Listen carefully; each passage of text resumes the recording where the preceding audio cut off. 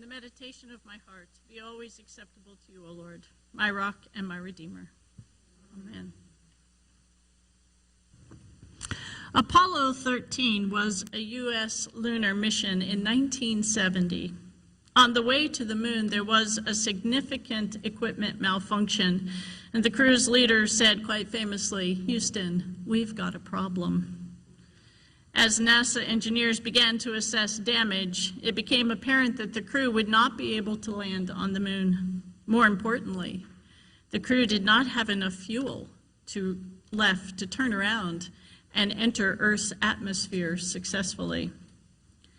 NASA engineers hatched a brilliant plan. If Apollo 13 could drift into the orbit of the moon, the Earth's gravitational pull would create a slingshot effect and provide some free energy. But would it be enough? As Apollo 13 began to enter the Earth's atmosphere, communications were blacked out for 6 minutes. 40 million Americans watched on television, and the world held its breath, waiting. Would the capsule burn up?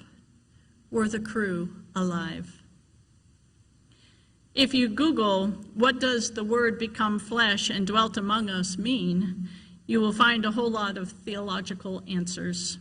And each of the theologians has a different interpretation of God incarnate. Humans have had 2,000 years to think about the meaning of the manger. I wonder what it was like the day Jesus was born. Birth is a messy business. It is painful for the one who delivers, and for the one who waits in the shadows, the one Jesus will call Dad. It is hard to hear the sounds of birth. For God, as Jesus begins to move through the birth canal, there is no turning back. Jesus' entry into creation is happening. Mary knows this moment is holy. She said yes to God's plan. She carried the baby, and now she pushes him into the world.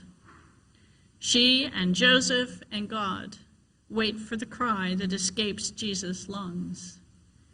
He is here. He is alive.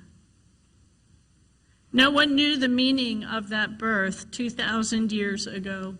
Mary, Joseph, Elizabeth, Zechariah, this little band of people chosen by God, knew that the Son of God had entered our world, our chronos, our time.